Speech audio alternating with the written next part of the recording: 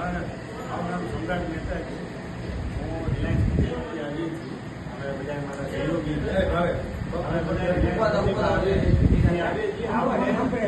સમજાવવા માટે ખાસ આવ્યા છીએ કે હવે સરકારે જે તમારા પ્રશ્નો હતા એના સોલ્યુશન માટે થઈને હમણાં એક એમઆરસી કરીને કમિટી બનાવેલી છે, જે બજાર ભાવ નક્કી કરવા માટેની કમિટી છે, જેમાં આપ સૌ લોકોના સહયોગથી આપને જે જોતું હતું કે કમિટીમાં ખેડૂતના આગેવાની કોઈ રહે, આજ બજાર કિંમત નક્કી કરવા માટે થઈને આપ લોકોનો બી એમાં સહયોગ હોય. એટલે આ એક્ઝેક્ટ અત્યારે ખરેખર શું બજાર ભાવ હાલે છે એ આપ બી કહી શકો ત્યાં. એના માટે થઈને 3 લોકોની કમિટી બનાવેલી છે અને બધા પોતાના ભાવ બંધ કવરમાં આપવામાં આવે છે. આજે કલેક્ટરમાં બંધ કવરમાં તમારા જે વેલ્યુઅર હોય, તમારા જે સહયોગ મળે, પછી તમે એક પ્રતિનિધિ રાખો, તમે એક વેલ્યુઅર બનાવો, તો એ વેલ્યુઅર તમારે બજારે વાત કરી અને જે બજાર ભાવ હોય એ એક બંધ કવરમાં કલેક્ટરને આપણે 3 લોકોએ એક સાથે જ આપવાના રહેશે. બરાબર છે? તો એ 3 કવરમાંથી પછી 1 by 1 કવર 2 કવર ખોલશું, એવરેજ નીકળશે, જે ભાવ થતો છે એ રીતે સરકારના નિયમ મુજબ એમાં આપણે આગળ વધશું. તો એના માટે થઈને હતું કે એક તો આપ લોકો એમાં આગળ વધો, બજાર ભાવ નક્કી કરવામાં આપ લોકો બી આવો. એટલા માટે થઈને જાણ કરવા આવ્યો છું કે જો આપ લોકો સહયોગ કરો અને તમારામાંથી કોઈ એક ગામ તરફથી એક પ્રતિનિધિ જોશે કે જે તમારા જેટલા ખેડૂત હોય એના તરફથી કોઈ એક વ્યક્તિ ત્યાં આવી શકે, કલેક્ટર સાથે બી મિટિંગમાં આવી શકે, શું થાય તે બધી પ્રોસેસ સમજી શકે. બરાબર? અને ત્યાં તમારો ભાવ જ્યારે રજૂઆત કરવાનો થશે આપણે તો એ રજૂઆત કરીશું. હવે તમે આજ વેલ્યુઅર નીકળો તો દરેક વેલ્યુઅરના બી ચાર્જીસ થાય છે, પૈસા કરે છે, તો એ બધા પૈસા અમારી કંપની તરફથી ચૂકવવામાં આવશે. વેલ્યુઅર નક્કી તમારે કરવાનો છે, એને પેમેન્ટ અમે કરશું. તમારે કોઈ જાતનો એમાં ખર્ચ આવતો નથી. બરાબર?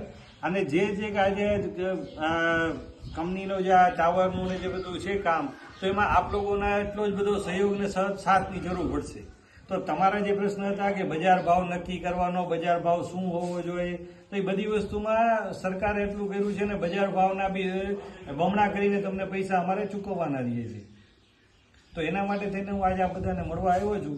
તો આ બધા એક ગામ તરફથી જો મને સહયોગ મળે તો કોણ પ્રતિનિધિ છે અને તમે જો વેલ્યુઅર નિયમા હોય તો એ વેલ્યુઅરના નામ એ બધા મને આપવાના રહેશે. ભલે એના માટે થઈને તમે જે કંઈ થોડોનો સમય લ્યો તો એ મને સમય આપજો કે ભાઈ અમે આટલા દિવસમાં આ વસ્તુ કરશું. તો એમાં હવે તમારા તરફથી કાંઈ હોય કે તમને કાંઈ નક્કી કર્યું હોય, તમારા ગામમાં બધા સાથે કાંઈ વાત થઈ હોય અને કાંઈ પણ પ્રશ્ન હોય તો તમે મને પૂછી શકો. તમે આ 3 પ્રતિનિધિ કીધા બરોબર, એમાં ખેડૂત એક હોય અને એ 2 તો તમારા થઈ ગયા. અમારે એ કંપની વાળો હોય અને કલેક્ટર હોય. આ વસ્તુ ત્રીજા સ્ટેજની વાત હાલે. આપણે મીટિંગ થઈ એની પેલા એવી રૂપરેખા હતી કે ભાઈ હા કે ના કહેવા માટે મીટિંગ. એવું નથી. જો હું એક જ મિનિટ હા પાડવાનું સાહેબ નથી કહેતા.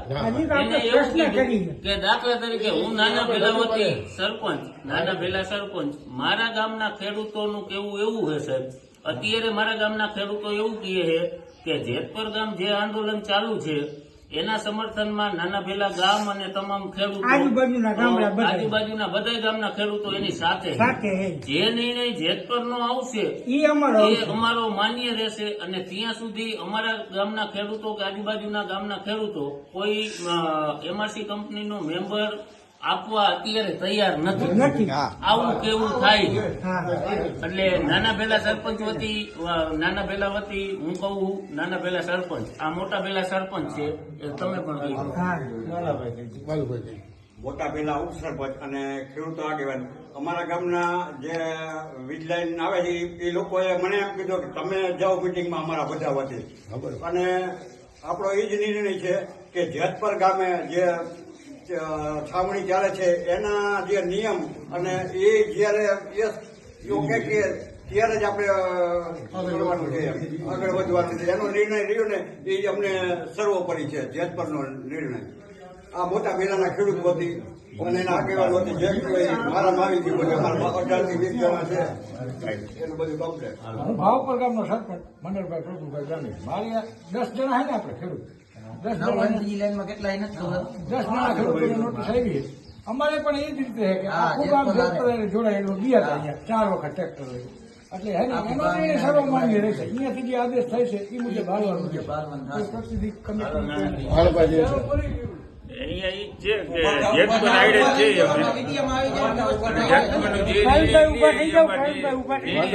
લઈશું બીજું જેતપુર જે નિર્ણય લેશે નાના દેશના સરપંચ નાના પ્રવીણભાઈ, એમનું પણ કેવું ઈ જ છે કે જે જેતપુરમાં GR નવો બહાર પડશે અને ખેડૂતોને માન્ય હશે ત્યારે જ આ બધા ગામ નક્કી કરી અને MRC કમિટીનો મેમ્બર આપશે. બધાય આજુબાજુના ગામ જેટલા આવ્યા છે એ બધાનું કેવું એવું છે કે અમારી એક નમ્ર વિનંતી છે કે ઝડપમાં ઝડપથી આ ખેડૂતોનો નિર્ણય આવે અને જેતપુર છાવણી ચાલુ છે એની સાથે તમે સંવાદ કરીને ઝડપથી ઉકેલ લઈ આવો. અમારી પણ એવી માંગણી કે તમે પણ કંપનીને રજૂઆત કરો કે ઝડપથી ખેડૂતોની માંગણી છે એ માંગણી પણ વ્યાજબી છે, તો ઝડપથી આનો ઉકેલ આવે એ માટે તમે કંપનીને અને સરકારમાં પણ રજૂઆત કરો. જેતપુર છાવણીની મુલાકાત લઈને અહીંયા જ સંવાદ કરી ઝડપથી એનું નિરાકરણ આવે એ બાબત ઉપર તમે થોડું નિરાકરણ આવશે જ નહીં. ધ્યાન દો. બાકી ખેડૂતો તમે બોલાવો ત્યારે આવવા પણ હાજર જ હોય છે અને તમને સહયોગ કરવા પણ તૈયાર છે, પણ માંગણી જે ખેડૂતોની છે એ વ્યાજબી છે એ સ્વીકારો એટલે ખેડૂતો તમારા થાંભલા પાણી પાવાય આવશે. પછી તો પણ તમારે તો ખેડૂતોની તમારે માંગણી સાંભળેલું ધ્યાન અમારે જ રાખવાનું હોય. તાર તૂટે તો અમે તમને કહેવાના ડાયરેક્ટ. તમારે અહીંયા માણસ નહીં રાખવું. માણસ એમ નહીં. મારું ગામ તરગરી ના ખેડૂત અમે 6-7 અહીંયા આવ્યા છીએ. અમારે એ જેતપુરની કમિટી હારે અમે થઈ એટલે એ જેતપુરથી જે નિર્ણય આવશે ને એ અમને યોગ્ય છે, શિરોમાન્ય છે. તો આ બાબતે હવે જો તમારા બધાનો આ નિર્ણય હોય તો હજી આજ તમારી બધાની રજૂઆત છે, હું મારી કંપની સુધી પહોંચાડવાની કોશિશ કરીશ. જે તમે શબ્દે મને જે જાણ કરી છે બધી હું મારી કંપનીમાં જાણ કરીશ.